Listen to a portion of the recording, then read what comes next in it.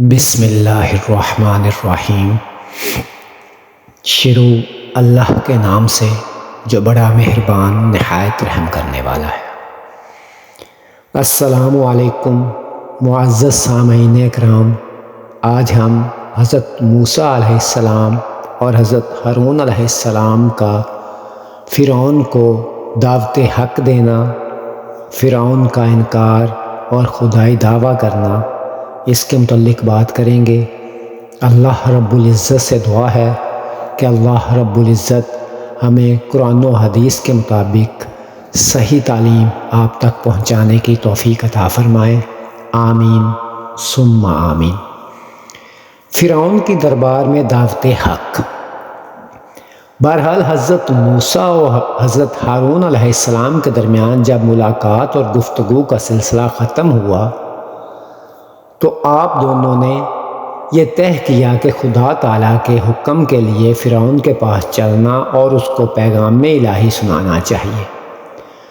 بعض مفسرین نے لکھا ہے کہ جب دونوں بھائی فرعون کی دربار میں جانے لگے تو والدہ نے شفقت کی بنا پر روکنا چاہا کہ تم ایسے شخص کے پاس جانا چاہتے ہو جو صاحب تخت و تاج بھی ہے اور ظالم و مغرور بھی، وہاں نہ جاؤ، وہاں جانا بے سود ہوگا۔ مگر دونوں نے والدہ کو سمجھایا کہ خدا تعالیٰ کا حکم ٹالا نہیں جا سکتا اور اس کا وعدہ ہے کہ ہم کامیاب ہوں گے۔ غرض دونوں بھائی اور خدا کے سچے پیغمبر و نبی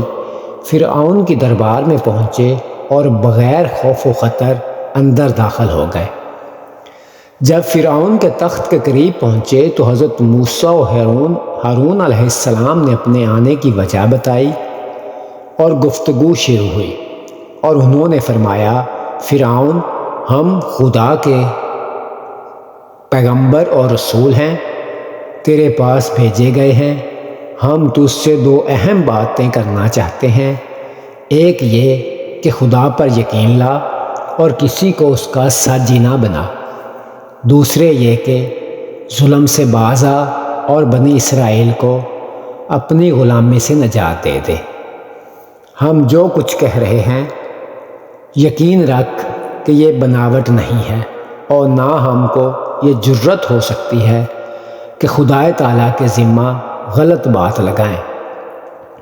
ہماری صداقت کے لیے جس طرح ہماری یہ تعلیم خود شاہد ہے، اسی طرح خدا تعالیٰ نے ہم کو اپنے دو زبردست نشانیاں معجزات بھی عطا فرمائی ہیں، لہٰذا تیرے لیے مناسب یہی ہے کہ صداقت و حق کے اس پیغام کو قبول کر اور بنی اسرائیل کو راست گاری دے کہ میرے ساتھ کر دے، تاکہ میں انہیں پیغمبروں کی اس سرزمین میں سے لے جاؤں جہاں بحر ذات و واحد کے یہ اور کسی کی پرستش نہ کریں، اور یہی راہ حق ہے اور ان کے باپ دادوں کا ابدی شعار ہے۔ ارشاد باری تعالیٰ ہے، اور موسیٰ نے کہا، اے فرعون، میں جہانوں کے پروردگار کا بھیجا ہوا ایلچی ہوں، میرے لیے کسی طرح زیبا نہیں کہ اللہ پر حق اور سچ کے علاوہ کچھ اور کہوں۔ بلا شبہ میں تمہارے لیے تمہارے پروردگار کے پاس سے دلیل اور نشانی لایا ہوں، بس تو میرے ساتھ بنی اسرائیل کو بھیج دے۔ فرعون نے جب یہ سنا تو کہنے لگا کہ اے موسیٰ، آج تو پیغمبر بن کر میرے سامنے بنی اسرائیل کی رہائی کا مطالبہ کرتا ہے؟ وہ دن بھول گیا جب تو نے میرے ہی گھر میں پرورش پائی اور بچپن کی زندگی گزاری، اور کیا تو یہ بھی بھول گیا کہ تو نے ایک مصری کو قتل کیا اور یہاں سے بھاگ گیا؟ حضرت موسیٰ علیہ السلام نے فرمایا، فرعون، یہ صحیح ہے کہ میں نے تیرے گھر میں پرورش پائی اور ایک مدت تک شاہی محل میں رہا، اور مجھے یہ بھی اعتراف ہے کہ غلطی کی بنا پر مجھ سے نادانستہ طور پر ایک شخص قتل ہو گیا اور میں اس خوف سے چلا گیا، لیکن یہ خدا تعالیٰ کی رحمت کا کرشمہ ہے کہ اس نے تمام بے کسانہ مجبوریوں کی حالت میں تیرے ہی گھرانے میں میری پرورش کرائی، اور پھر مجھ کو اپنی سب سے بڑی نعمت نبوت و رسالت سے سرفراز کیا۔ فرعون، کیا یہ طریقہ عدل و انصاف کا طریقہ ہوگا کہ مجھے ایک اسرائیلی کی پرورش کا بدلہ یہ ٹھہرے کہ بنی اسرائیل کی تمام قوم کو تو غلام بنائے رکھے؟ ارشاد باری تعالیٰ ہے، اور پھر وہ دونوں فرعون کے پاس آئے، پس انہوں نے کہا، ہم بلا شبہ جہانوں کے پروردگار کے پیغمبر اور ایلچی ہیں، اور یہ پیغام لے کر آئے ہیں کہ تو بنی اسرائیل کو ہمارے ساتھ بھیج دے۔ فرعون نے کہا، کیا ہم نے تجھ کو اپنے یہاں لڑکا سا نہیں پالا، اور تو ہمارے یہاں ایک مدت نہیں رہا، اور تو نے جو کچھ اس زمانے میں کیا وہ تجھے خود بھی معلوم ہے، اور تو ناشکر گزار ہے۔ موسیٰ علیہ السلام نے کہا، میں نے وہ کام مصری کا قتل ضرور کیا، اور میں اس میں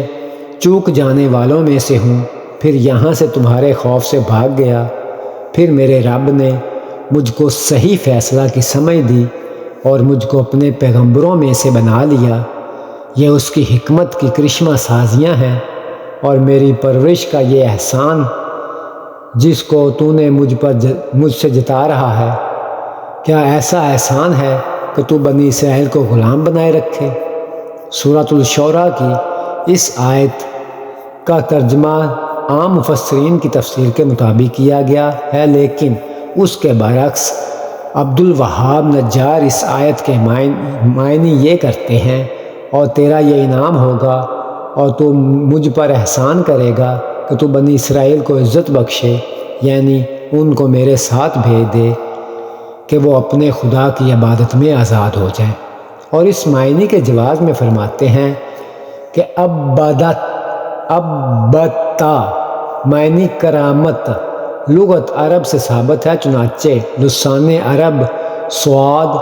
263 جلد 4 میں، اور یہاں یہ معنی لینے اس لیے ضروری ہیں کہ قرآن عزیز میں تصریح ہے کہ اللہ تعالیٰ نے حضرت موسیٰ علیہ السلام کو یہ تلقین کر دی تھی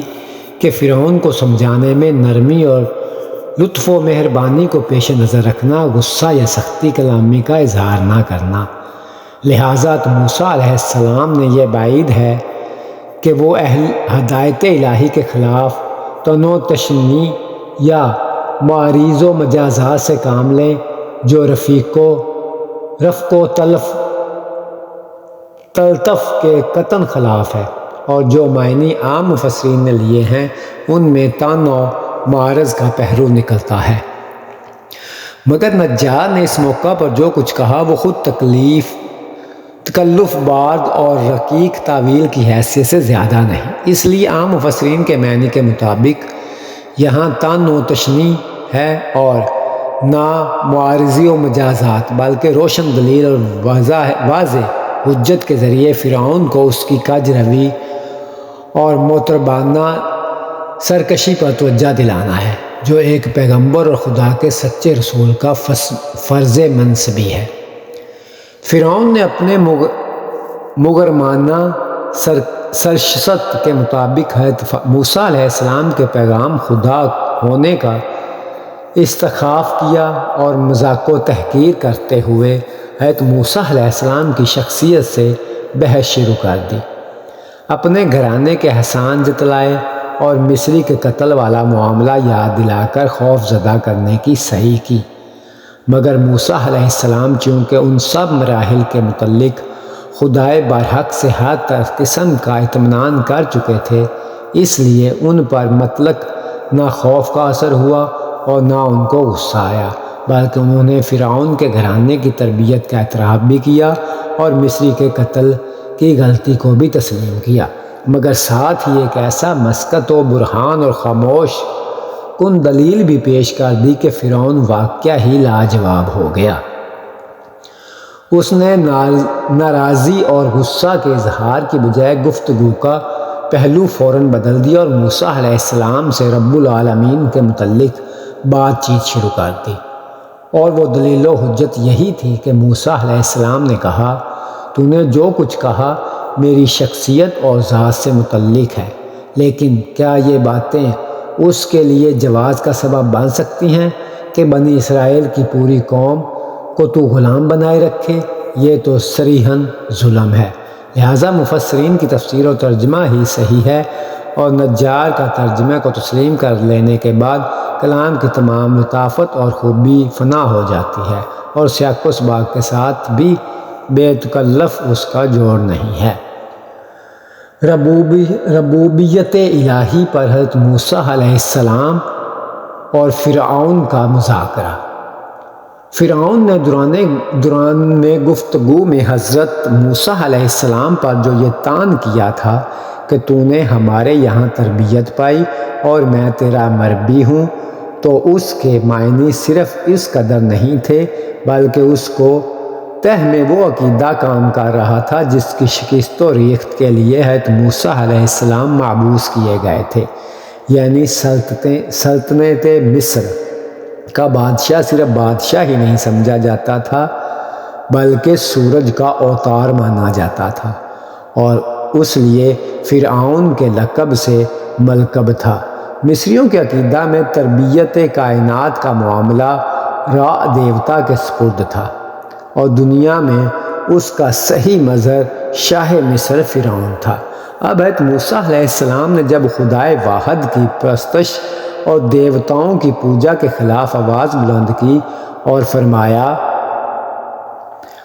انی رسول من رب العالمین، تو اول اس نے اپنی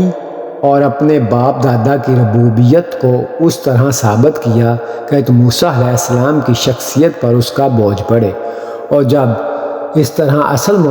مسئلہ کو حل ہوتے نہ دیکھا تو اب مسئلہ کو زیادہ عریاں کر کے حضرت موسیٰ علیہ السلام کے ساتھ مناظرہ پر آمادہ ہو گیا اور کہنے لگا، موسیٰ یہ تو نئی بات کیا سناتا ہے؟ کیا میرے علاوہ بھی کوئی رب ہے جس کو تو رب العالمین کہتا ہے؟ اگر یہ صحیح ہے تو اس کی حقیقت بیان کر۔ حضرت موسیٰ علیہ السلام نے ارشاد فرمایا، اگر تجھ میں یقین اور ایمان کا صحیح کی گنجائش ہے تو تجھ کو سمجھنا چاہیے کہ میں جس ہستی کو رب العالمین کہتا ہوں وہ ذات اقدس ہے، جس کے قبضہ قدرت میں آسمان، زمین اور ان دونوں کے درمیان میں کی کل مخلوق کی ربوبیت ہے۔ فرعون کیا تو دعویٰ کر سکتا ہے کہ ان آسمانوں اور زمینوں اور ان کے درمیان میں تمام مخلوقات کو تو نے پیدا کیا ہے، یا ان کی ربوبیت کا کارخانہ تیرے ید قدرت میں ہے؟ اگر نہیں اور بلا شبہ نہیں تو پھر رب العالمین کی ربوبیت عام سے انکار کیوں؟ فرعون نے یہ سنا تو درباریوں کی جانب مخاطب ہو کر تعجب اور حیرت کا اظہار کرتے ہوئے کہنے لگا، کیا تم سنتے ہو؟ یہ کیسی عجیب بات کہہ رہا ہے۔ مصری مختلف دیوتاؤں کی پرستش کرتے تھے، جن میں سے بعض تو خاص قبیلوں اور علاقوں کے تھے، جیسے نفات، فتح اور مات، اور بعض عالمگیر قوتوں کے الگ الگ مظاہر تھے، جیسے اوزریس عالم آخرت کا خدا، میں اوتارت اورات آسمان کا خدا، کینمو جسم بنانے والا، ایزاریس روح بخشنے والی دیوی، توتا عمر کی مقدار مقرر کرنے والا، ہوراس درد و غم دور کرنے والا، جاسور گائے رزق بخشنے والی دیوی، اور ان سب سے بلند تر آمن را تھا، یعنی سورج کا دیوتا۔ نیز مفسرین میں الوہیت امیز شاہی کا تصور بھی پوری طرح نشوونما پا چکا تھا، اور تاجداران مصر نے نیم خدا کی حیثیت اختیار کر لی تھی۔ ان کا لقب فارع اس لیے ہوا کہ وہ را یعنی سورج کا دیوتا کے اوتار سمجھے جاتے تھے۔ حضرت موسیٰ علیہ السلام نے فرعون اور اس کے درباریوں کے اس تعجب اور حیرانی کی پرواہ نہ کرتے ہوئے اور اپنے سلسلہ گفتگو کو جاری رکھتے ہوئے فرمایا، رب العالمین وہ ہستی ہے جس کی ربوبیت کے اثر سے تیرا اور تیرے باپ کا وجود بھی خالی نہیں ہے، یعنی جس وقت تو عالم وجود میں نہ آیا تھا اور تجھ کو پیدا کیا اور تیری تربیت کی، اور اسی طرح وہ تجھ سے پہلے آباء و اجداد کو عالم وجود میں لایا اور ان کو اپنی ربوبیت سے نوازا۔ فرعون نے جب اس مسکت اور زبردست دلیل کو سنا اور کوئی جواب نہ بن پڑا تو درباریوں سے کہنے لگا،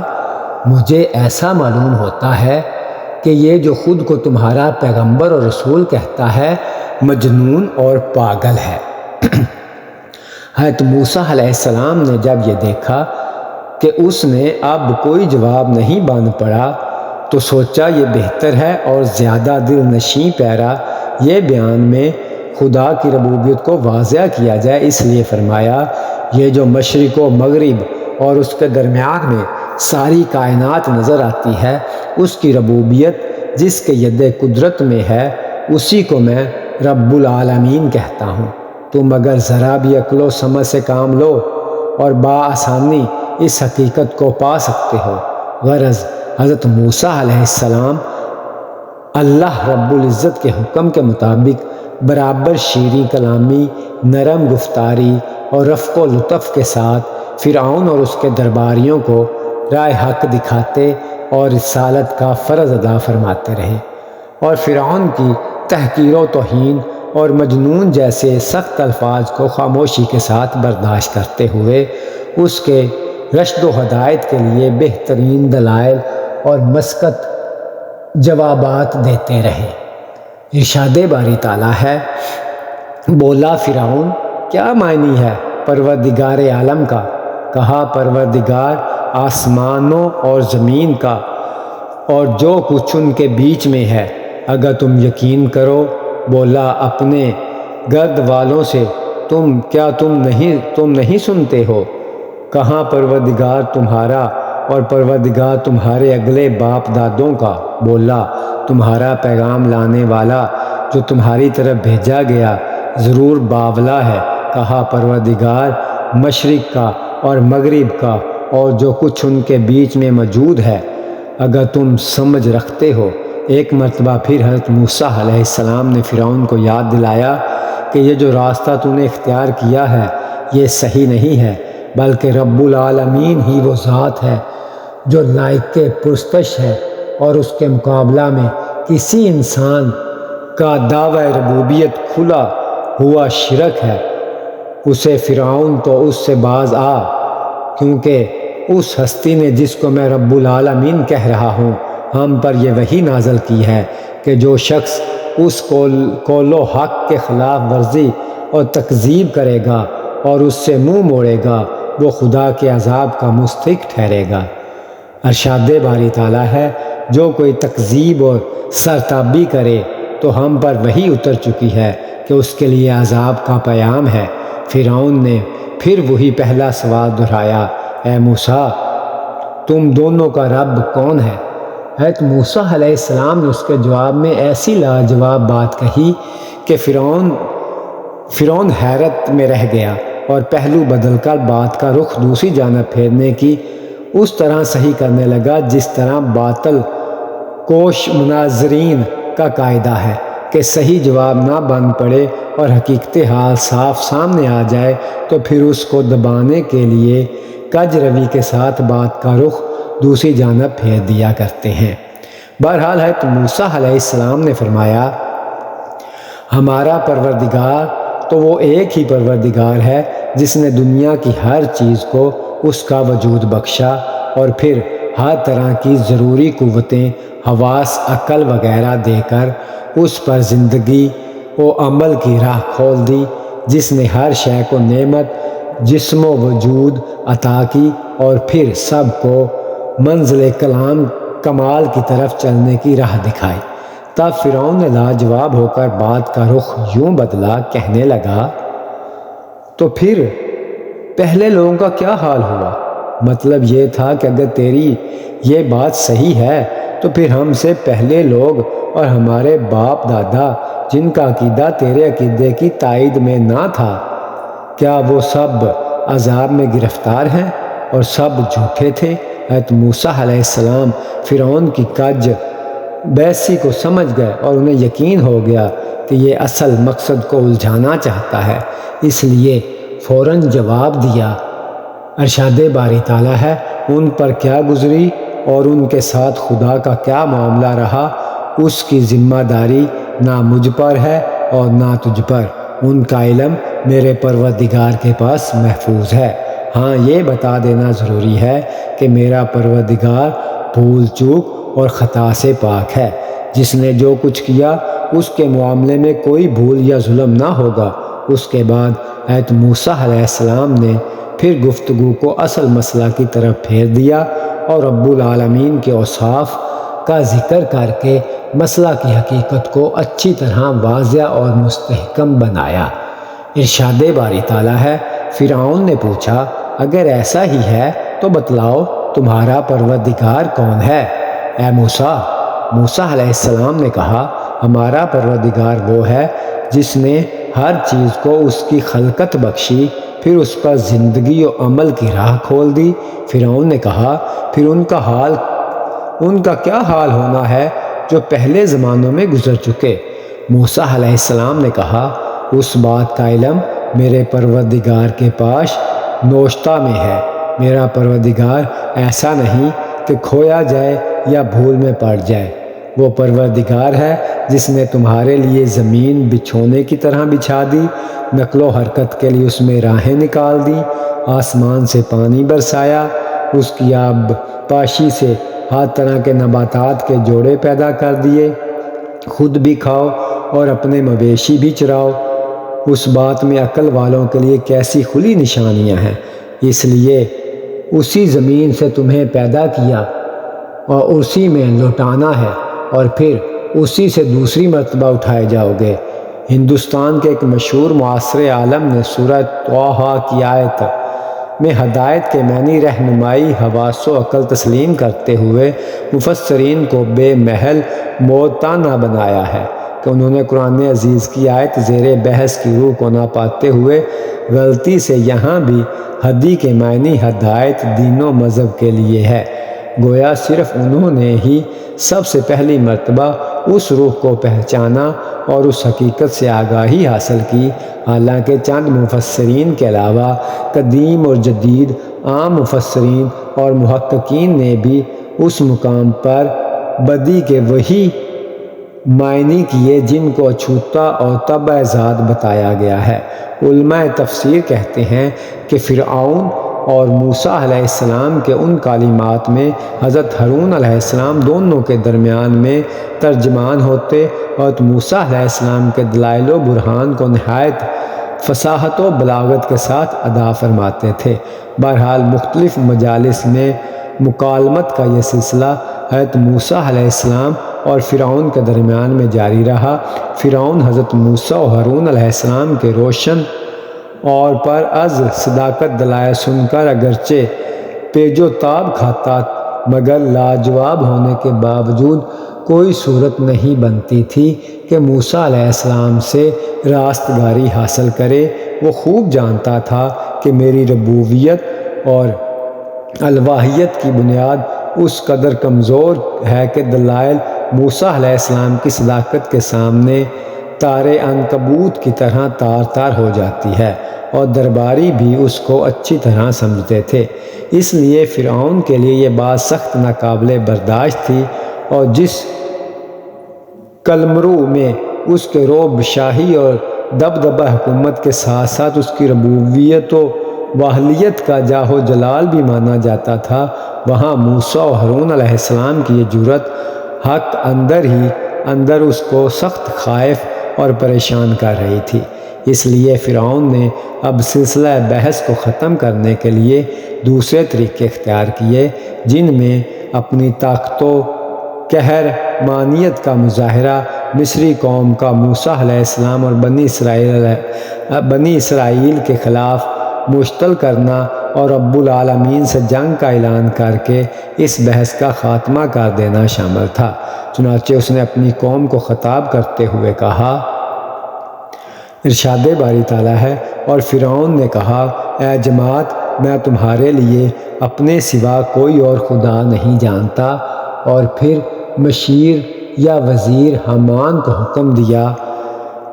اے حامان، اینٹیں پکا اور ایک بہت عمدہ عمارت بنا، شاید اس پر چڑھ کر میں موسیٰ کے خدا کا پتہ لگا سکوں، اور میں تو بلا شبہ اس کو جھوٹا سمجھتا ہوں۔ اور فرعون نے کہا، اے حامان، میرے لیے ایک بلند عمارت تیار کر تاکہ میں آسمانوں کی بلندیوں اور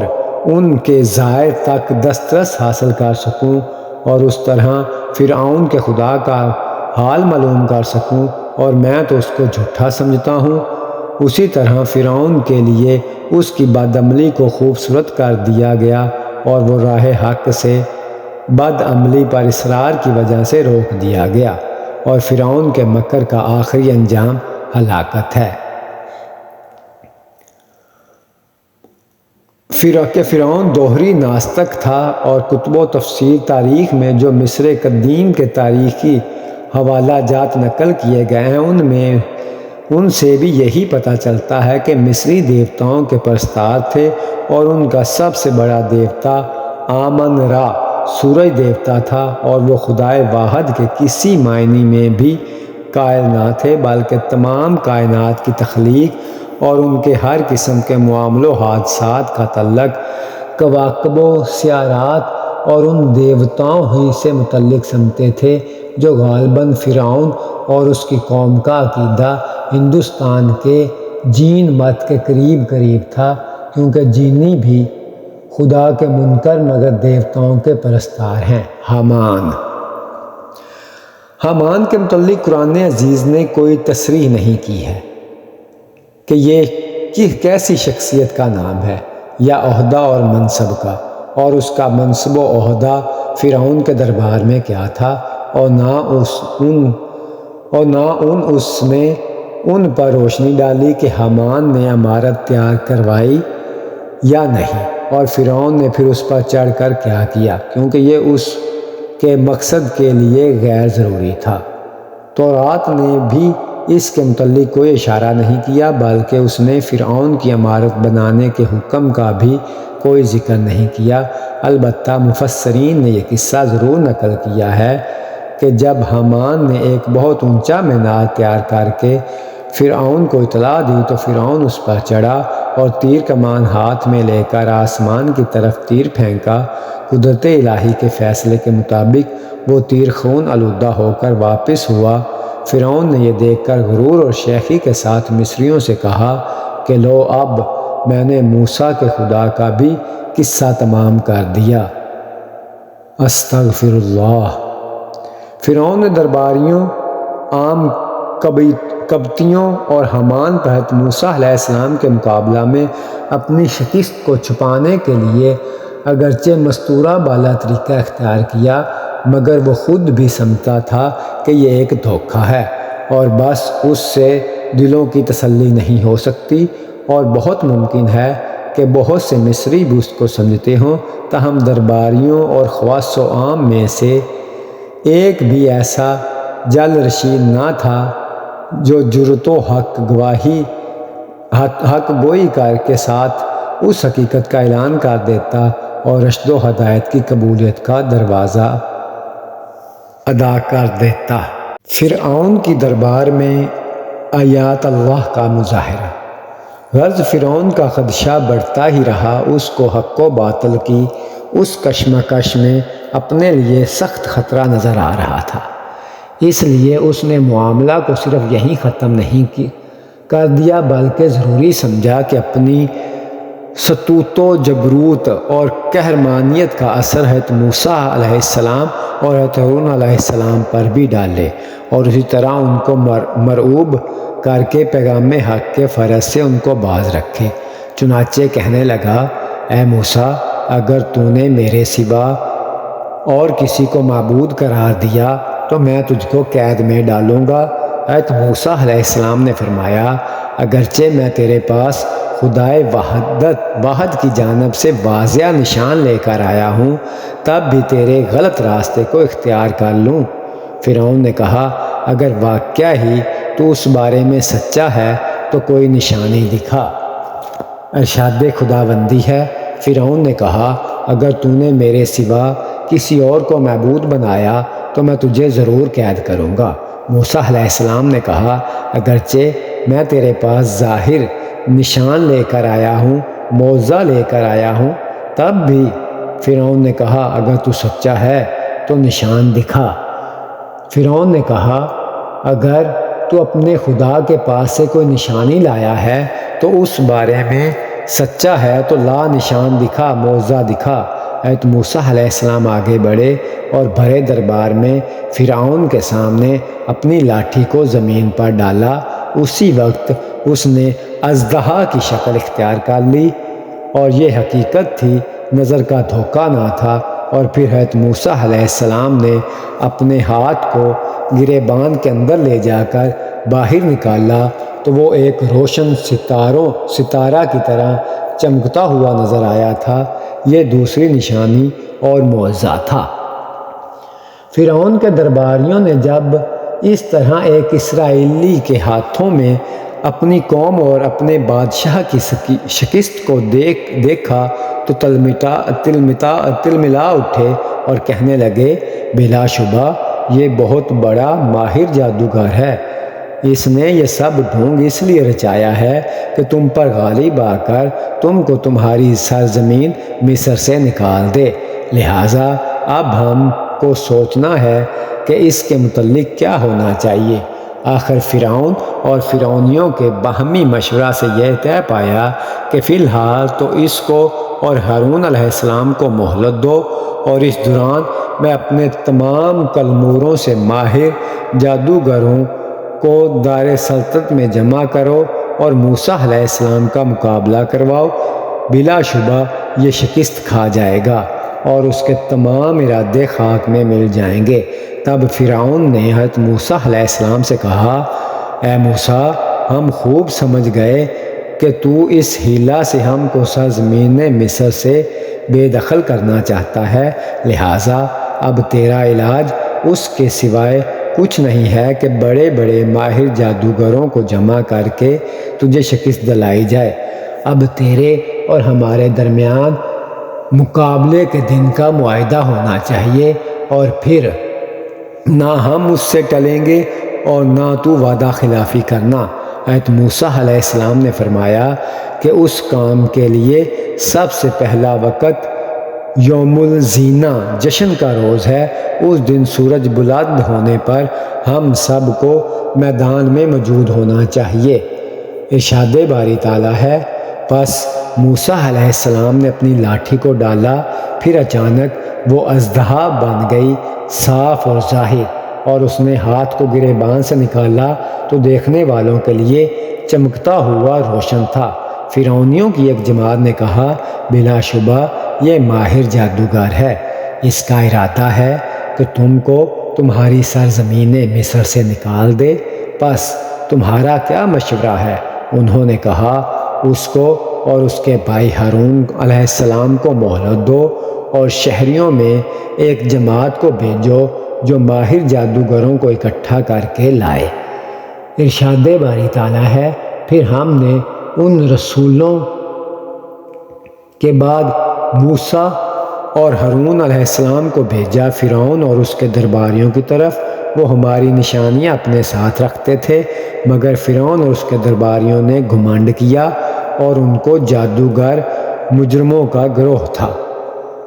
تو پھر جب ہماری جانب سے سچائی ان میں نمودار ہو گئی تو کہنے لگے یہ اس کے سوا کچھ نہیں ہے کہ یہ جادو ہے، صریحاً جادو۔ موسیٰ علیہ السلام نے کہا تم سچائی کے حق میں جب وہ نمودار ہو گئی ایسی بات کہتے ہو، کیا یہ جادو ہے؟ حالانکہ جادوگر تو کبھی کامیابی نہیں پا سکتے۔ انہوں نے جواب میں کہا کہ کیا تم اس لیے ہمارے پاس آئے ہو جس راہ پر ہم نے اپنے باپ دادوں کو چلتے دیکھا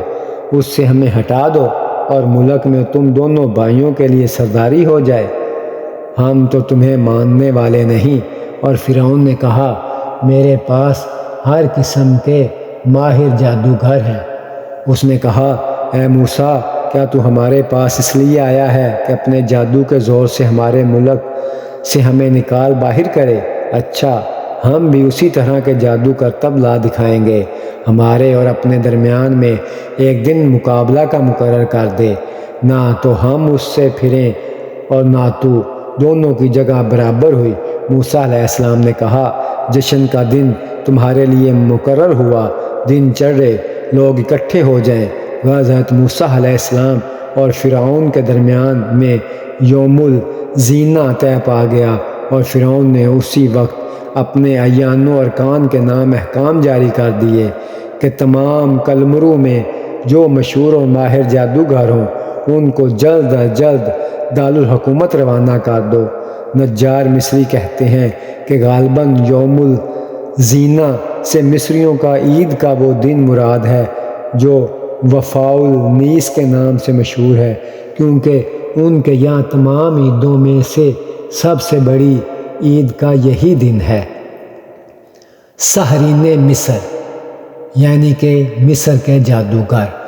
حضرت موسیٰ علیہ السلام کی بعثت کا زمانہ مصری تمدن کی جو تاریخ پیش کرتا ہے اس میں یہ بات بہت نمایاں نظر آتی ہے کہ مصری علوم و فنون میں سحر کو ایک مستقل علم و فن کی حیثیت حاصل تھی، اور اسی بنا پر ساحرین کا رتبہ مصریوں میں بہت بڑا سمجھا جاتا تھا، حتیٰ کہ ان کو شاہی دربار میں بھی بڑا رسوخ حاصل تھا، اور جنگ و صلح، پیدائش و وفات کی ذائچہ کشی اور اہم سرکاری معاملات میں بھی انہی کی جانب رجوع کیا جاتا تھا، اور ان کے سحرانہ نتائج کو بڑی وقت دی جاتی تھی، حتیٰ کہ مذہبی معاملات میں بھی ان کو اہم جگہ دی جاتی تھی۔ قدیم شاہی مقبروں میں ممی حنوط شدہ نعشوں کے ساتھ جو کاغذ و دستاویز برآمد ہوئی ہیں، ان حجروں میں جو تصاویر و نقوش پائے جاتے ہیں ان میں بھی اس کی تصدیق ہوتی ہے کہ قدیم قوموں کی عام گمراہیوں میں سے ایک گمراہی یہ بھی رہی ہے کہ وہ جادو پر مذہبی حیثیت سے اعتقاد رکھتے تھے اور ان کو اپنی مذہبی زندگی میں اثر انداز یقین کرتے تھے، اور اسی اعتقاد کے پیش نظر وہ اس کو سیکھتے اور سکھاتے بھی تھے، اور اس میں طرح طرح کی ایجادات و اختیارات کرتے رہتے تھے۔ چنانچہ بابل، عراق مصر، چین اور ہندوستان کی تاریخ اس کی شاہد ہے۔ یہی وجہ تھی کہ مصری قوم پر فرعون اور اس کے اعیان و ارکان حکومت کا یہ جادو چل گیا کہ موسیٰ علیہ السلام جادوگر ہے، اور یہ اپنے جادو کی مہارت کے اثر و رسوخ کا کام میں لا کر مصری حکومت پر قابض ہونا چاہتے ہیں اور تم کو اس سے خارج کر دینا چاہتے ہیں، اور اب اس کا ایک ہی علاج ہے کہ اپنے قلمرو کے ماہر جادوگروں کو جمع کر کے موسیٰ علیہ السلام کو شکست دی جائے اور اس کی اس چال کو پادر ہوا بنا دیا جائے۔ موسیٰ علیہ السلام نے بھی اس بات کو اس لیے غنیمت جانا کہ وہ خدائے تعالیٰ کے جس قدر معجزات فرعون اور قوم فرعون کو دکھا چکے ہیں، انہوں نے ان کو یہ کہہ کر رد کر دیا تھا کہ یہ جادو اور سحر ہے، لہٰذا اب جب کہ سحروں اور جادوگروں سے مقابلہ کے بعد بھی خدا کا معجزہ غالب رہے گا تو ناچار ان کو صداقت اور حق کے سامنے جھکنا پڑے گا، اور اقرار کیے بغیر کوئی چارہ نہ رہے گا۔ نیز یہ سوچا کہ اگرچہ وحی الہی کی یقین اور روشن حجت و برہان کے ذریعے آیات اللہ معجزات کی صداقت کا کافی یقین دلایا جا چکا ہے، تاہم فرعون اور اعیان سلطنت ہمیشہ ان واقعات کو سحر اور جادو کہہ کر عوام کو اصل حقیقت سے بے خبر رکھنے کی کوشش کرتے رہتے تھے۔ یا شدید حسد اور تعصب سے خود ان کو بھی حقیقی روشنی سے محروم رکھا۔ پس اگرچہ جشن کے روز خواص و عام کے مجمع میں سحر اور جادوگر عاجز ہو کر میری صداقت کا اقرار کر لیں تو پھر کسی کو بھی لب کشائی کا موقع نہ رہے گا، اور برسر عام حق کا مظاہرہ منصب تبلیغ کے لیے بہترین ثابت ہوگا۔ سحر، جادو۔ لغت میں سحر کے معنی ہے امر خفی اور پوشیدہ چیز کے ہیں۔ چنانچہ صبح کے اول وقت کو سحر اس لیے کہتے ہیں کہ ابھی دن کی روشنی پوری طرح نمودار نہیں ہوئی اور قدرے تاریکی ہے، اور علمی اصطلاح میں ایسے عجیب و غریب امور کا نام جن کے وجود پذیر ہونے کے اسباب نظر سے اوجھل ہوں یا بادی النظر میں محسوس نہ ہوتے ہوں۔ واضح رہے کہ لفظ سحر شریعت کی اصطلاح میں ایسے امر کے لیے مخصوص ہے جس کا سبب پوشیدہ ہو اور وہ اصل حقیقت کے خلاف خیال میں آنے لگے۔ سحر کی حقیقت کچھ ہے یا وہ محض نظر کا دھوکہ اور بے حقیقت شے ہے؟ اس کے متعلق جمہور علماء اہل سنت کی یہ رائے ہے کہ سحر واقعہ ہی ایک حقیقت ہے اور مضرت رساں اثرات رکھتا ہے۔ حق تعالیٰ نے اپنی حکمت بالغہ اور مصلحت کاملہ کے پیش نظر اس میں اسی طرح مضر اثرات رکھ دیے ہیں جس طرح زہر میں یا دوسری نقصان رساں ادویہ میں۔ یہ نہیں ہے کہ سحر قدرت الہی سے بے نیاز ہو کر اعوذ باللہ یا خود موثر بذات ہے، کیونکہ یہ عقیدہ تو کفر خالص ہے۔ اور امام اعظم ابو حنیفہ، ابو بکر جساس صاحب احکام القرآن، ابو اسحاق اسفرانی، شافعی، علامہ بن حزم ظاہری اور معتزلہ کہتے ہیں کہ سحر کی حقیقت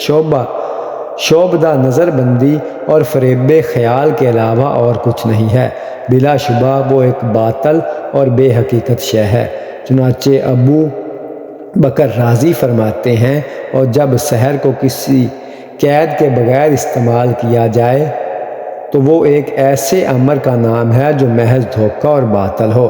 جس کی اس سے زیادہ نہ کوئی حقیقت ہو اور نہ اس کو اثبات حاصل ہو۔ اور حافظ عماد الدین ابن کثیر لکھتے ہیں کہ سحر کے متعلق بھی رکھا ہے، اس میں انہوں نے بیان کیا کہ علماء کا اس پر اتفاق ہے کہ سحر بھی حقائق کی طرح ایک حقیقت ہے، مگر امام ابو حنیفہ فرماتے ہیں کہ وہ قطعاً بے حقیقت شے ہے۔ ابو عبداللہ بن قرطبی کہتے ہیں کہ ہمارے نزدیک سحر حقیقت ہے اور ایک واقعہ ہی شے، اور اللہ تعالیٰ کے ذریعے سے جو چاہتا ہے پیدا کر دیتا ہے۔ مگر معتزلہ اور شوافع میں سے ابو اسحاق اسفرانی اس قول کے مخالف ہیں۔ وہ کہتے ہیں سحر محض فریب نظر اور خیال بندی کا نام ہے۔ اور سحر کے مختلف اختلافات ہیں۔ بعض نے یہ کہا ہے کہ وہ فقط تخلیل کا نام ہے اور اس کی کوئی حقیقت نہیں، اور ابو جعفر شافعی، ابو بکر رازی اور ابن حزم ظاہری اور ایک چھوٹی جماعت کا خیال ہے کہ اور نووی فرماتے ہیں کہ صحیح یہ ہے کہ سحر حقائق میں سے ایک حقیقت ثابتہ ہے اور جمہور اسی پر یقین رکھتے ہیں، اور عام علماء کا یہی مسلک ہے جو علماء سحر کو حقیقت تسلیم کرتے ہیں۔ ان کے درمیان میں بھی پھر یہ اختلاف رائے ہے کہ کیا خدا تعالیٰ نے سحر میں یہ تاثیر بخشی ہے کہ وہ حقائق اور ماہیات میں بھی انقلاب کر دے، یا معذرت رساں اشیاء کی طرح صرف نقصان دہ ہے، اور یہ ناممکن ہے کہ اس کے اثر سے انسان کی حقیقت گھوڑے میں تبدیل ہو جائے یا گدھا مثلا انسان ہو جائے۔ بس ایک چھوٹے سے گروہ کا یہ خیال ہے کہ اس کے اندر انقلاب ماہیت کی تاثیر بھی وادیت ہے، اور جمہور کی رائے یہ ہے کہ اس میں یہ تاثیر قطعاً ودیت نہیں، اور سحر کے ذریعہ کسی بھی ماہیت کا انقلاب نہیں ہوتا، بلکہ اس مرحلہ پر وہ محض نظر بندی اور قوت متخلہ کی شعبدہ بازی کے سوا اور کچھ نہیں ہے۔ چونکہ حافظ بن حجر اس مسئلہ پر بحث کرتے ہوئے لکھتے ہیں، یہ امر ہے کہ سحر سے ذات کا انقلاب ہو جاتا ہے یا نہیں۔ پس جس شخص نے یہ کہا کہ محض تخلیل کا نام ہے تو وہ تو انقلاب کے منکر ہیں، اور جو سحر کو حقیقت مانتے ہیں وہ اس بارے میں مختلف رائے ہیں کہ آیا سحر کی تاثیر اسی حد تک ہے کہ مزاج میں اس قسم کے تغیرات پیدا کر دے جس طرح امراض میں ہوا کرتا ہے، اور وہ بھی ایک مرض شمار ہو یا اس کی تاثیر اس سے زیادہ ہے کہ ایک شے کی حقیقت کو بدل ڈالے، مثلا جماد کو حیوان بنا دے یا اس کے برعکس کر دے۔ پس جمہور پہلی بات کے قائل ہیں اور ایک چھوٹی سی جماعت دوسری بات کی۔ اور اس تمام عین و واں کے بعد ساحرین فرعون کے اس ساحرانہ مظاہرے کے متعلق جو جشن کا دن حضرت موسیٰ علیہ السلام کے مقابلے میں کیا گیا، حافظ بن حجر تصریح کرتے ہیں کہ تمام علماء کا اس پر اتفاق ہے کہ وہ محض تخیل اور تمویہ کی حد تک تھا، اور ابوبکر جساس اور ابن حجر دونوں یہ تفسیر دیتے ہیں کہ ساحرین فرعون کی لاٹھیاں اور چمڑے کی رسیاں سانپ نہیں بن گئی تھیں، بلکہ ان کے اندر پارا بھر دیا گیا تھا، اور جس زمین میں یہ مظاہرہ کیا گیا تھا اس کو کھوکھلا کر کے اس کے اندر آگ بھڑکا دی گئی تھی۔ چنانچہ وقت معین پر نیچے کی گرمی سے پارا بھی حرکت پیدا ہو گئی، اور وہ لاٹھیاں اور رسیاں سانپ کی طرح دوڑتی ہوئی نظر آنے لگیں۔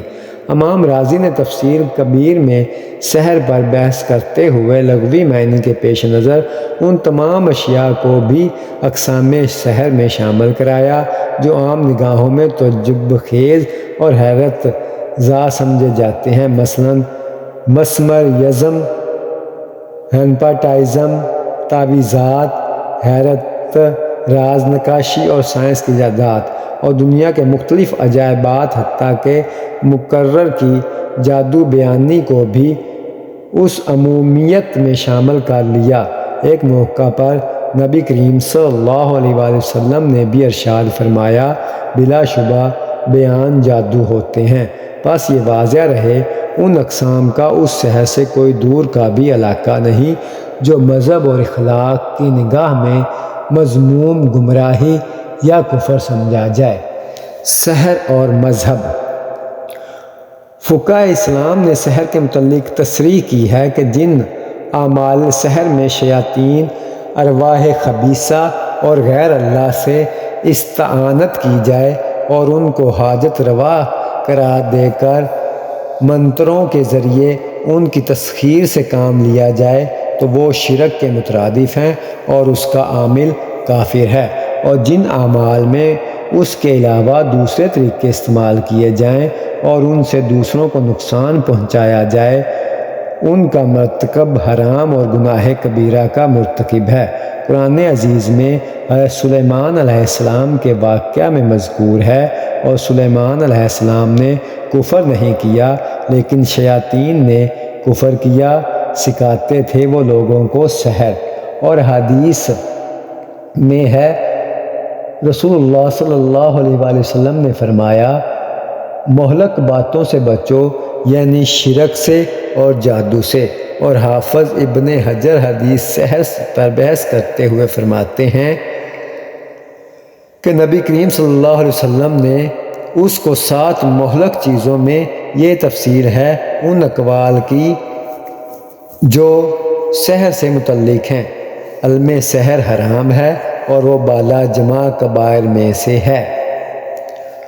ہم نے فریقین کی دلائل اور ان سے متعلق مارکتہ را مباحث کو اس مقام پر کثرت ترک کر دیا، اس لیے کہ اس حیثیت سے اس مسئلہ کو چھیڑنا ایسی طوالت کا باعث ہے جو ہم کو کتاب کے مقصد سے دور لے جاتا ہے، اور اختصار کے ساتھ بیان کرنا بجائے فائدے کے نقصان دہ نظر آتا ہے۔ شمار کیا ہے اس سحر کی بعض صورتیں کفر ہیں اور بعض کفر تو نہیں بلکہ سخت معصیت ہیں، پس اگر سحر کا کوئی منتر یا کوئی عمل کفر کا مقتضی ہے تو وہ کفر ہے، ورنہ نہیں۔ بہرحال سحر کا سیکھنا اور سکھانا قطعاً حرام ہے۔ معجزہ اور سحر میں فرق۔ علماء اسلام میں بحث ہمیشہ سے مارکہ آرائی رہی ہے کہ سحر اور معجزہ میں کیا فرق ہے۔ ایک شخص یہ کیسے اندازہ لگائے کہ یہ نبی و پیغمبر کا معجزہ ہے یا سحر، اور جادوگر کا سحر اور جادو۔ اس سلسلہ میں جو اہم علمی دلائل و برہان پیش کیے گئے ہیں اس کے لیے علم کلام کی کتابوں کا مطالعہ ضروری ہے، خصوصاً شیخ الاسلام ابن تیمیہ کی کتاب نبوات اور شیخ محمد سفریانی کی شرح عقیدہ سفریانی قابل مطالعہ ہے۔ البتہ اس مقام پر ایک سہل وصول اور آسان دلیل پیش کر دینا مناسب معلوم ہوتا ہے۔ نبی اور رسول کا اصل معجزہ اس کی وہ تعلیم ہوتی ہیں جو غم گشتگان اور راہ حق اور بھٹکتی ہوئی قوموں کی ہدایت کے لیے نسخہ کیمیا اور دینی و دنیاوی فلاح و کامرانی کے لیے بے نظیر قانون کی شکل میں پیش کرتا ہے، یعنی کتاب اللہ۔ لیکن جس طرح ارباب علم و حکمت اس کے لائے ہوئے علوم و حکم اور بتائی ہوئی رشد و ہدایت کی صداقت و کاملات کو پرکھتے ہیں، اسی طرح ہم انسان دنیا کی سرشست و نہاد اس پر قائم ہے کہ وہ سچائی اور صداقت کے لیے بھی بعض ایسی چیزوں کے خواہش مند ہوتے ہیں جو لانے والے کے لیے روحانی کرشموں سے تعلق رکھتی ہے اور جن کے مقابلہ سے تمام دنیاوی طاقتیں عاجز ہو جاتی ہوں، کیونکہ ان کا مبلغ علم کسی صداقت کے لیے اس کو معیار قرار دیتا ہے۔ اس لیے سنت اللہ یہ جاری رہی کہ وہ انبیاء اور رسل کو دین حق کی تعلیم و پیغام کے ساتھ ایک یا چند نشانات معجزات بھی عطا کرتا ہے، اور جب وہ دعویٰ نبوت کے ساتھ بغیر اسباب کے ایسا نشان دکھاتا ہے جس کا کوئی دنیاوی طاقت مقابلہ نہیں کر سکتی تو اس کا نام معجزہ ہوتا ہے۔ اور اسی لیے یہ بھی سنت اللہ ہے کہ وہ کسی نبی اور رسول کو جو معجزہ یا نشان دیا جاتا ہے وہ اسی نوع میں سے ہوتا ہے جس میں اس قوم کو جس کو کہ سب سے پہلے اس پیغمبر نے خطاب کیا درجہ کمال حاصل ہو اور اس کے تمام دقائق سے بخوبی آگاہ ہوتا ہے تاکہ اس کو یہ سمجھنے میں آسانی ہو سکے کہ پیغمبر کا یہ نشان انسانی اور بشرا طاقت سے بالا تر قوت کے ساتھ تعلق رکھتا ہے، اور اگر تعصب اور ہٹ دھرمی حائل نہ ہو تو وہ بے ساختہ یہ اقرار کر لے کہ ایں سعادت و بز کہ اس طرح ہر فرد بشر پر خدا کی حجت تمام ہو جائے۔ پس معجزہ دراصل براہ راست خدائے تعالیٰ کا فعل ہے جو بغیر اسباب کے ایک صادق کی صداقت کے لیے وجود میں آتا ہے، اور وہ کسی اصول و قوانین پر مبنی نہیں ہوتا تاکہ ایک فن کی طرح سیکھا جائے، اور نبی ہر وقت اس کے کر دکھانے پر قادر ہوتا ہے۔ قطعی کے مخالفین صداقت کے سامنے بطور چیلنج اس کو دکھانے کی ضرورت پیش نہ آ جائے، سو جب وہ اہم وقت آتا ہے اور نبی خدا سے رجوع کرتا ہے تو خدائے تعالیٰ کی جانب سے اس کو کر دکھانے کی طاقت عطا ہو جاتی ہے۔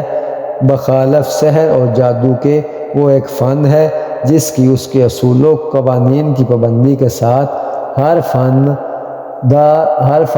ساحر ہر وقت کام میں لا سکتا ہے۔ اس کے اسباب اگرچہ عام نظروں سے پوشیدہ ہوتے ہیں لیکن اس فن کے تمام واقف کار اس سے واقف ہوتے ہیں، اس لیے وہ دوسرے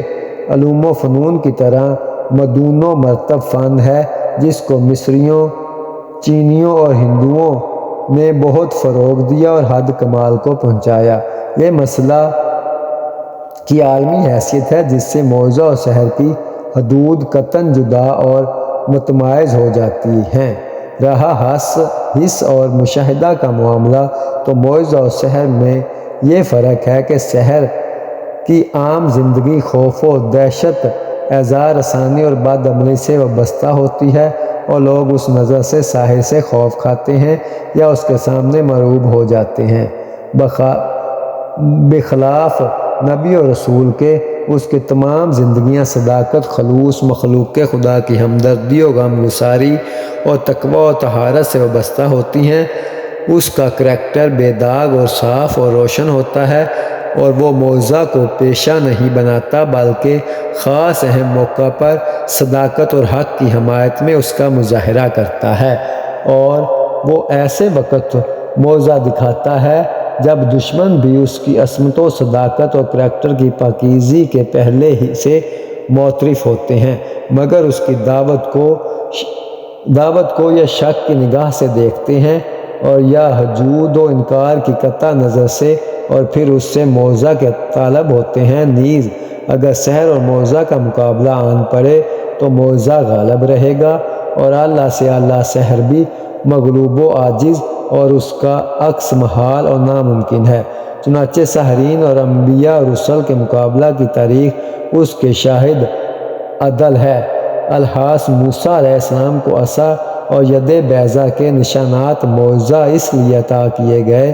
کہ ان کے زمانے میں مصر سحر اور جادو کا مرکز تھا، اور فن سحر شباب پر، اور مصریوں نے تمام دنیا کے مقابلہ میں اس کو اوج کمال تک پہنچا دیا تھا۔ لہٰذا سنت اللہ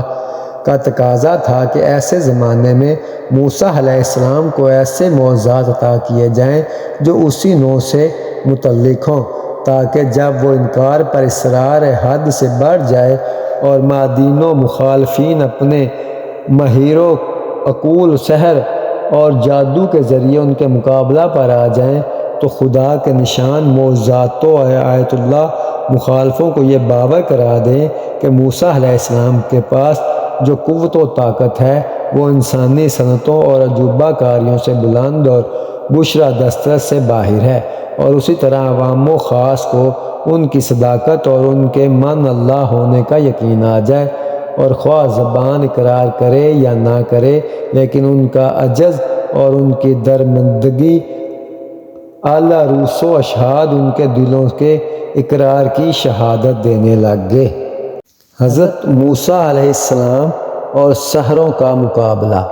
بہرحال یوم جشن آ پہنچا۔ میدان جشن میں تمام شاہانہ کروفر کے ساتھ فرعون تختہ نشین ہے، اور درباری بھی حسب مراتب بیٹھے ہیں، اور لاکھوں انسان حق و باطل کے معرکہ کا نظارہ کرنے جمع ہے۔ ایک جانب مصر کے مشہور جادوگروں کا ایک گروہ اپنے ساز و سامان سحر سے لیس کھڑا ہے، اور دوسری جانب خدا کے رسول، حق کے پیغمبر، سچائی اور راستی کے پیکر حضرت موسیٰ و حضرت ہارون علیہ السلام کھڑے ہیں۔ فرعون بہت مسرور ہے، اور اس کو یقین ہے کہ ساحرین مصر ان دونوں کو جلد ہی شکست دے دیں گے۔ ساحروں کی حوصلہ افزائی کر رہا ہے اور کہہ رہا ہے، اگر تم نے موسیٰ علیہ السلام کو شکست دے دی تو نہ صرف انعام و اکرام سے مالا مال کیے جاؤ گے، بلکہ میرے دربار میں خاص جگہ پاؤ گے۔ ساحر بھی اپنی کامیابی کے یقین پر فرعون سے اپنے اعزاز و اکرام کا وعدہ لے رہے ہیں، اور مستقبل کے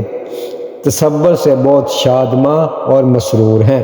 ارشاد خداوندی ہے، اور جادوگر فرعون کے پاس آئے اور کہنے لگے، کیا اگر ہم موسیٰ علیہ السلام پر غالب آ جائیں تو ہمارے لیے انعام و اکرام ہے؟ فرعون نے کہا، ہاں ضرور، اور یہی نہیں بلکہ مقربین بارگاہ شاہی بنو گے۔ اور پھر وعدہ کے دن جادوگر جمع ہو گئے، اور لوگوں سے کہا گیا کہ کیا تم اس میدان میں جمع ہو گئے؟ شاید ہم جادوگروں کی پیروی کریں، اگر وہ غالب رہیں۔ سو جب جادوگر آ گئے تو انہوں نے فرعون سے کہا کہ ہمارے لیے انعام ہے اگر ہم غالب رہیں۔ فرعون نے کہا، ہاں، اور تم اس صورت میں ہمارے مقربین میں سے ہوگے۔ جادوگروں نے جب اس طرف سے اطمینان کر لیا تو اب حضرت موسیٰ علیہ السلام کی طرف متوجہ ہوئے، مگر قبل اس کے کہ ایک دوسرے کو چیلنج کریں، حضرت موسیٰ علیہ السلام نے حق تبلیغ ادا فرماتے ہوئے مجمع کو مخاطب کر کے فرمایا، تمہاری حالت پر سخت افسوس ہے۔ تم کیا کر رہے ہو؟ تم ہم کو جادوگر کہہ کر خدا پر جھوٹا الزام نہ لگاؤ۔ مجھ کو ڈر ہے کہیں وہ تم کو اس بہتان ترازی کی سزا میں عذاب دے کر تم کو جڑ سے نہ اکھاڑ پھینکے، کیونکہ جس کسی نے بھی بہتان باندھا وہ نامراد ہی رہا۔ لوگوں نے یہ سنا تو آپس میں رد و قید شروع کر دی، اور سرگوشیاں کرنے لگے، اور درباریوں نے یہ حال دیکھا تو جادوگروں کو مخاطب کر کے کہنے لگے، یہ دونوں بھائی بلا شبہ جادوگر ہیں، یہ چاہتے ہیں کہ جادو کے زور سے تم کو تمہارے وطن سے نکال دیں اور تم پر غلبہ کر لیں۔ تم اپنا کام شروع کرو اور پرے باندھ کر موسیٰ کے مقابلے میں ڈٹ جاؤ، آج جو بھی غالب آ جائے گا وہی کامیاب ثابت ہوگا۔ ارشاد باری تعالیٰ ہے، موسیٰ نے کہا، افسوس تم پر، دیکھو اللہ پر جھوٹی تہمت نہ لگاؤ، ایسا نہ ہو کہ وہ عذاب بھیج کر تمہاری جڑ ہی اکھاڑ ڈالے۔ جس کسی نے جھوٹ بات بنائی وہ ضرور نامراد ہوا۔ پس لوگ آپس میں رد کد کرنے لگے اور پشیدہ سرگوشیاں شروع ہو گئیں۔ پھر درباری بولے، یہ دونوں بھائی ضرور جادوگر ہیں، یہ چاہتے ہیں اپنے جادو کے زور سے تمہیں تمہارے ملک سے نکال باہر کریں اور پھر تمہارے شرف اور تمہاری عظمت کے مالک ہو جائیں۔ بس اپنے سارے داؤ جمع کرو اور پرا باندھ کر ڈٹ جاؤ، جو آج بازی لے گیا وہی کامیاب ہوگا۔ جادوگروں نے آگے بڑھ کر موسیٰ علیہ السلام سے کہا، موسیٰ علیہ السلام، اس واقعے کو چھوڑا اور یہ بتا کہ ابتدا تیری جانب سے ہوگی یا ہماری جانب سے۔ حضرت موسیٰ علیہ السلام نے جب یہ دیکھا کہ ان پر اس تنبیہ کا بھی کوئی اثر نہیں ہوا تو فرمایا، ابتدا تم ہی کرو اور اپنے کمال فن کی پوری حسرت نکال لو۔ چنانچہ ساحروں نے اپنی رسیاں باندھ اور لاٹھیاں زمین پر ڈالیں جو سانپ اور اژدے کی شکل میں دوڑتی نظر آنے لگیں۔ حضرت موسیٰ علیہ السلام نے یہ دیکھا تو دل میں خوف و ہراس محسوس کیا کہ کہیں لوگ اس مظاہرہ سے متاثر نہ ہو جائیں اور سحروں کی سحر کو حقیقت نہ سمجھ لیں، کیونکہ اگر ایسا ہوا تو یہ تاثر اور رعب قبول حق کے لیے صد راہ بن جائے گا۔ تب خدا تعالیٰ نے ان کو مطمئن فرمایا اور وحی کے ذریعے مطلع کیا کہ موسیٰ، غم نہ کھاؤ، ہمارا وعدہ ہے کہ تم ہی غالب رہو گے، اپنی لاٹھی کو زمین پر ڈالو۔ حضرت موسیٰ علیہ السلام نے جب لاٹھی کو ڈالا تو وہ اژدہا بن کر اس نے ساحروں کے تمام شعبدوں کو نگل لیا اور تھوڑی سی دیر میں سارا میدان صاف ہو گیا اور اسی طرح ساحر اپنے سحر میں ناکامیاب رہے۔ ارشاد باری تعالیٰ ہے، جادوگروں نے کہا کہ اے موسیٰ، تم پہلے اپنی لاٹھی پھینکو گے یا پھر ہماری طرف سے پہل ہو؟ موسیٰ علیہ السلام نے کہا، نہیں، تم ہی پہلے پھینکو۔ چنانچہ انہوں نے اپنا کرتب دکھایا اور اچانک موسیٰ علیہ السلام کو ان کے جادو کی وجہ سے ایسا دکھائی دیا کہ ان کی رسیاں اور لاٹھیاں سانپ کی طرح دوڑ رہی ہیں۔ موسیٰ علیہ السلام نے دل میں ہراس محسوس کیا کہ اس منظر سے لوگ متاثر نہ ہو جائیں۔ ہم نے کہا، اندیشہ نہ کر، تو ہی غالب رہے گا، تیرے دائیں ہاتھ میں جو لاٹھی ہے فوراً پھینک دے، جادوگروں کی تمام بناوٹیں نگل جائے گی۔ انہوں نے جو کچھ کیا محض جادوگروں کا فریب ہے اور جادوگر کسی راہ سے آئے کبھی کامیاب نہیں ہو سکتا۔ جادوگروں نے کہا، اے موسیٰ،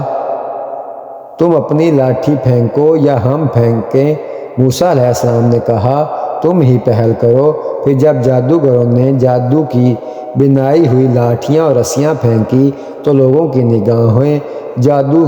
سے مار دیں اور اپنے کرتبوں سے ان میں دہشت پھیلا دی اور بڑا جادو بنا لائے۔ اس وقت ہم نے موسیٰ علیہ السلام پر وحی کی کہ تم بھی اپنی لاٹھی ڈال دو۔ جو ہی اس نے لاٹھی پھینکی تو اچانک کیا ہوا،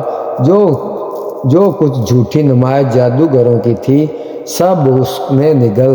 کر نابود کر دی۔ پس حق قائم ہو گیا اور جو عمل کر رہے تھے باطل ہو کر رہ گئے۔ پس اس موقع پر وہ مغلوب ہو گئے اور ذلیل ہو کر لوٹے۔ اور جب جادوگر موجود ہوئے تو موسیٰ علیہ السلام نے کہا، تمہیں جو کچھ میدان میں ڈالنا ہے ڈال دو۔ جب انہوں نے جادو کی رسیاں اور لاٹھیاں ڈالیں تو موسیٰ علیہ السلام نے کہا، تم جو کچھ بنا کر لائے ہو یہ جادو ہے اور یقیناً اسے اللہ ملیہ میٹ کر دے گا۔ بس اللہ کا یہ قانون ہے کہ مفسدوں کا کام نہیں سنوارتا، وہ حق کو اپنے احکام کے مطابق ضرور ثابت کر دکھائے گا، اگرچہ مجرموں کو ایسا ہونا پسند نہ آئے۔ جادوگروں نے اپنے جو فن کے ماہر و کامل تھے، جب موسیٰ علیہ السلام کا یہ کرشمہ دیکھا تو وہ حقیقت حال سمجھ گئے، اور جس کو اس وقت تک فرعون اور اس کے درباری لوگ پوشیدہ رکھنے کی کوشش کرتے رہے وہ اس کو نہ چھپا سکے، اور انہوں نے برسر محفل مجلس یہ اقرار کر لیا کہ موسیٰ علیہ السلام کا یہ عمل جادو سے بالاتر خدا کا معجزہ ہے، اس کا سحر سے دور کا بھی واسطہ نہیں۔ اور پھر فوراً سجدہ میں گر پڑے اور اعلان کر دیا، ہم موسیٰ اور ہارون علیہ السلام کے پروردگار پر ایمان لے آئے، کیونکہ وہی رب العالمین ہے۔ بس سب جادوگر سجدوں میں گر گئے اور کہنے لگے، ہم ہارون و موسیٰ علیہ السلام کے رب پر ایمان لائے۔ اور سب جادوگر سجدے میں گرے اور کہنے لگے، ہم جہانوں کے پروردگار پر ایمان لے آئے جو موسیٰ اور ہارون کا پروردگار ہے۔ فرعون نے جب یہ دیکھا کہ میرا تمام دام فریب تار تار ہو گیا اور موسیٰ علیہ السلام کو شکست دینے کی جو آخری پناہ تھی وہ بھی منہدم ہو گئی، اب کہیں ایسا نہ ہو کہ مصری عوام بھی ہاتھ سے جائے اور موسیٰ علیہ السلام اپنے مقصد میں کامیاب ہو جائے، تو اس نے مکر و فریب کا دوسرا طریقہ اختیار کیا اور سحروں سے کہنے لگا، ایسا معلوم ہوتا ہے کہ موسیٰ علیہ السلام تم سب کا استاد ہے، تم سب نے آپس میں سازش کر رکھی ہے، تب ہی تو میری رعایا ہوتے ہوئے میری اجازت کے بغیر تم نے موسیٰ علیہ السلام کے خدا پر ایمان لانے کا اعلان کر دیا۔ اچھا، میں تم کو عبرتناک سزا دوں گا تاکہ آئندہ کسی کو میری رعایت ہوتے ہوئے ایسی غداری کرنے کی جرت نہ ہو۔ پہلے تمہارے ہاتھ پاؤں الٹے سیدھے کٹواؤں گا اور پھر سب کو سولی چڑھاؤں گا۔ فرعون نے کہا، تم میرے بغیر کیسے موسیٰ علیہ السلام کے پر ایمان لے آئے؟ ضرور یہ تمہارے سردار ہیں جس نے تمہیں جادو سکھایا۔ اچھا دیکھو میں کیا کرتا ہوں، تمہارے ہاتھ پاؤں الٹے سیدھے کٹواؤں گا، کھجور کے تنوں پر سولی دوں گا، پھر تمہیں پتہ چلے گا ہم دونوں میں کون سخت عذاب دینے والا ہے اور کس کا عذاب دیر پا ہے۔ فرعون نے کہا، مجھ سے اجازت لیے بغیر تم موسیٰ پر ایمان لائے، ضرور یہ ایک پوشیدہ تدبیر ہے جو تم نے مل جل کر شہر میں کی تاکہ اس کے باشندوں کو اس سے نکال کر باہر کرو۔ اچھا، تھوڑی دیر میں تمہیں اس کا نتیجہ معلوم ہو جائے گا، مگر سچا ایمان جب کسی کو نصیب ہو جاتا ہے، خواہ وہ ایک لمحہ کا ہی کیوں نہ ہو، وہ ایسی بے پناہ روحانی قوت پیدا کر دیتا ہے کہ کائنات کی کوئی زبردست سے زبردست طاقت بھی اس کو مرعوب نہیں کر سکتی۔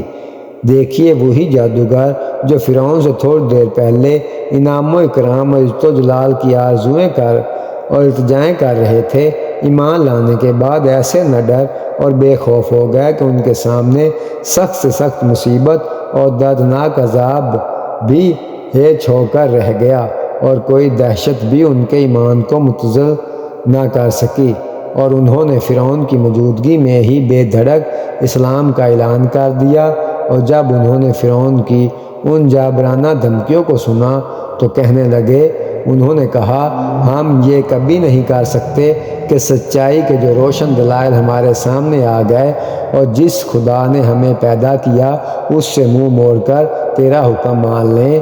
تو یہ جو فیصلہ کرنا چاہتا ہے کر گزر، جو زیادہ سے زیادہ جو کچھ کر سکتا ہے وہ یہی ہے کہ دنیا کی زندگی کا فیصلہ کر دے۔ ہم تو اپنے پروردگار پر ایمان لا چکے، وہ ہماری خطائیں بخش دے، خصوصاً جادوگری کی خطائیں جس پر تو نے ہمیں مجبور کیا تھا۔ ہمارے لیے اللہ ہی بہتر ہے اور وہی باقی رہنے والا ہے۔ جادوگروں نے کہا کہ تیرا یہ عذاب ہمارے لیے کوئی نقصان کی بات نہیں، بلا شبہ ہم اپنے پروردگار کی طرف لوٹ کر جانے والے ہیں، بے شک ہم اس کے حریص ہیں کہ وہ ہماری خطاؤں کو بخش دے، کیونکہ ہم ہو گئے ہیں مومنوں میں اول۔ غرض حق و باطل کی اس کشمکش میں فرعون اور اس کے اعیان و ارکان کو سخت شکست اٹھانی پڑی اور وہ بسر عام ذلیل و رسوا ہوئے۔ حضرت موسیٰ علیہ السلام پر خدا کا وعدہ پورا ہوا اور کامیابی کا صحرا ان کے ہی سر رہا۔ اس صورتحال کو دیکھ کر جادوگروں کے علاوہ اسرائیلی نوجوانوں میں سے بھی ایک مختصر جماعت مسلمان ہو گئی، مگر وہ فرعون کے ظلم و ستم کی وجہ سے اعلان نہ کر سکی، کیونکہ مسلمانوں کے ساتھ اس کی عام قہرانہ ستم کشیوں اور ظلم پرستیوں کے علاوہ اس وقت کی ذلت نے اس کو اور زیادہ غضبناک بنا دیا۔ حضرت موسیٰ علیہ السلام نے ان کو تلقین فرمائی کہ اب مومن ہونے کے بعد تمہارا سہارا صرف خدا پر ہونا چاہیے۔ جماعت مومنین نے اس پر لبیک کہا اور وہ خدا کے سامنے گر گڑا کر رحمت و مغفرت کی دعائیں اور ظالموں کے عذاب و مصیبت سے محفوظ رہنے کی التجائیں کرنے لگے۔ پھر موسیٰ علیہ السلام پر کوئی ایمان نہیں لایا مگر صرف ایک گروہ جو اس قوم کے نوجوانوں کا گروہ تھا، وہ بھی فرعون اور اس کے سرداروں سے ڈرتا ہوا کہ کہیں کسی مصیبت میں نہ ڈال دے، اور اس میں شک نہیں کہ فرعون سرزمین مصر میں مترمدانہ قابض اور ظلم و استبدال میں بالکل چھوٹ تھا۔ اور موسیٰ علیہ السلام نے اپنی قوم سے کہا، لوگو اگر تم فی الحقیقت اللہ پر ایمان لائے ہو اور اس کی فرما برداری کرنے چاہتے ہو تو چاہیے کہ صرف اسی پر بھروسہ کرو اور فرعون کی طاقت سے نہ ڈرو۔ بس انہوں نے کہا، ہم صرف اللہ پر بھروسہ کرتے ہیں، اے ہمارے پروردگار ہم کو ظالم قوم کی آزمائش میں نہ ڈال اور ہم کو اپنی رحمت سے منکروں سے نجات دے۔ اللہ حاصل فرعون حضرت موسیٰ علیہ السلام کی روحانی قوت کا یہ مظاہرہ دیکھ کر بے حد مرعوب ہو گیا، اور اگرچہ وہ جادوگروں پر اپنے انتہائی غیظ و غضب کا اظہار کرتا رہا، لیکن حضرت موسیٰ علیہ السلام سے اس وقت کچھ کہنے کے مطلق ہمت نہ پڑی، اور درباریوں اور ارکان سلطنت نے جب یہ التجا کیا کہ موسیٰ علیہ السلام کو قتل کیوں نہیں کرا دیتا، کیا اس کو اور اس کی قوم کو یہ موقع دیا جا رہا ہے کہ وہ مصر میں فساد پھیلائیں اور تجھ کو تیرے دیوتاؤں کو ٹھکراتے رہیں، تو کہنے لگا، تم گھبراتے کیوں ہو؟ میں اسرائیلیوں کی طاقت کو بڑھنے نہ دوں گا اور مقابلہ کے قابل ہی نہ رکھوں گا۔ ابھی یہ حکم جاری کرتا ہوں کہ ان کی اولاد نرینہ کو پیدا ہوتے ہی قتل کر دیا کرو اور صرف لڑکیوں کو چاکری کے لیے زندہ رہنے دو۔ اور فرعون کی قوم میں سے ایک جماعت نے فرعون سے کہا، کیا تو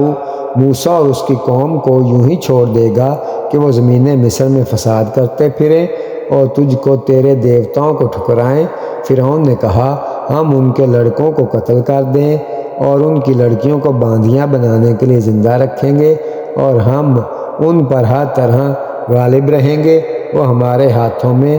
بے بس ہیں۔